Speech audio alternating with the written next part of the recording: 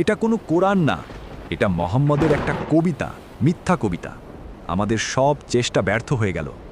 আরবের সব সর্দারদের হাতে নিতে টাকা পয়সা পানির মতো খরচ করেছি, কিন্তু যুদ্ধ খন্দকের কারণে সব কিছু বরবাদ হয়ে গেল। আপনি চিন্তা করেন না, এবার মোহাম্মদের শরীরের উপর নয়, তার রুহের উপর আক্রমণ করা হবে।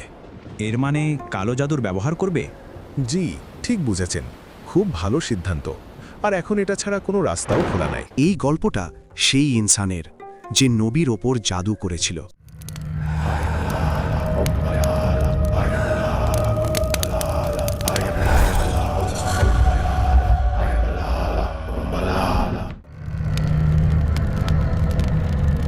খাইবারের ইহুদিরা চাচ্ছে যে নবীর উপর জাদু করা হোক। নবীর মাথার চুলের ব্যবস্থা করো, ফির দেখো আমার জাদুতে তাকে তার আল্লাহও বাঁচাতে পারবে না। লোকে বলে এহমাদের সাথে নাকি আল্লাহ কথা বলে, আমিও এমনটা শুনেছি।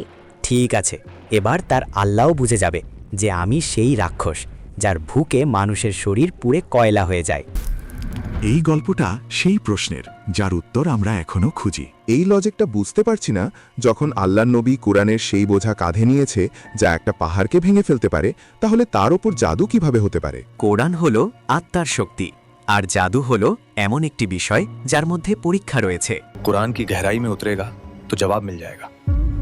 এই গল্পটা সূরা ফালাকের।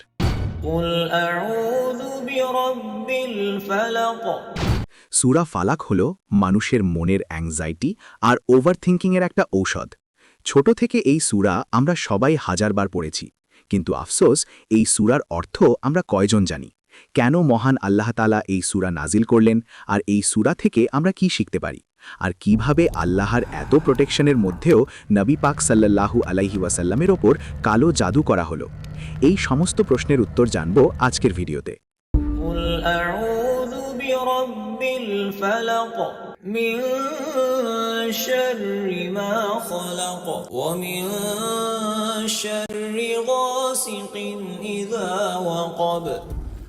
স্কলার্সরা বলেছেন সূরা ফালাক মক্কায় ওই সময় নাজিল হয় যখন নবী পাক সাল্লাল্লাহু আলাইহি ওয়াসাল্লাম সূরা কাফিরুন পড়ে পুরো মক্কার জালিম সর্দারদের এটা বলে দেয় যে তাদের সাথে কোনো ডিল বা সমঝোতা কখনো হবে না। আর এরপর থেকেই মক্কার সকল কাফিরা নবী পাক সাল্লাল্লাহু আলাইহি ওয়াসাল্লামের ক্ষতি করার জন্য উঠে পড়ে লাগে। তারা নবীকে মেনে নেয়া লোকজনদেরও খাবার পানি দেয়া থেকে বিরত রাখে। তারা নবীকে খুন করারও পরিকল্পনা করে।